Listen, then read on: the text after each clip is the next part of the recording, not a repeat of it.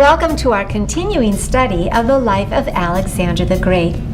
Last time we were together, we discussed Alexander's birth, his sense of destiny, and the battles he fought and always won on his way to becoming a legend in his own time.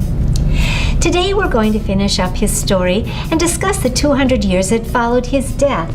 That time is called the Hellenistic Age. Alexander had achieved some stunning victories, but he still hadn't entirely defeated the Persians. Now, in the second phase of his campaign, Alexander faced King Darius for the final showdown. With the great epic battle between Hector and Achilles, Hector doesn't want to get back into battle. And so a student might write a sentence like this, but really to say someone needs to man up, that's just slang, it's too informal, and you wouldn't write a sentence like that in a formal college paper. So the genre and form, again, when we're talking about genre in literature, we're just talking about what type of literature is it. Again, the Iliad is an epic poem. We know that it's mythology. It also has characteristics of a heroic quest narrative, not so much a hero on a physical journey, but certainly an emotional journey, seeking honor, seeking glory, seeking fulfillment, unfortunately also seeking vengeance. We see that in the Iliad.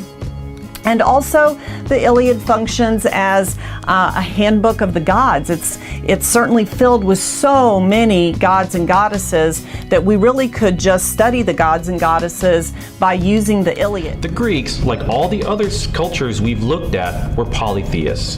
What is different is that the Greeks fashioned their gods in their own image. They were still gods that dealt with aspects of nature, but they also had many human characteristics, such as flaws that were modeled on the Greeks themselves.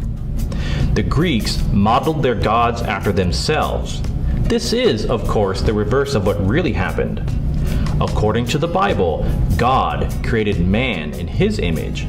Genesis 1:26 says, "Then God said, let us make man in our image, in our likeness, and let them rule over the fish of the sea and the birds of the air, over the livestock, over all the earth, and over all the creatures that move along the ground." The effects of Alexander the Great on the artwork of the next 2 centuries is profound. This mosaic is a copy from an original painting done around 310 BC, 13 years after the death of Alexander. This scene depicts Alexander's victory over Darius III, king of Persia. On the left, we see Alexander as he rides on his faithful horse Bucephalus, the wild steed only he could tame and ride. He has thrust a spear through one of Darius's soldiers, one of his so-called immortals, protectors of the king. On the right, we see Darius himself fleeing in fear.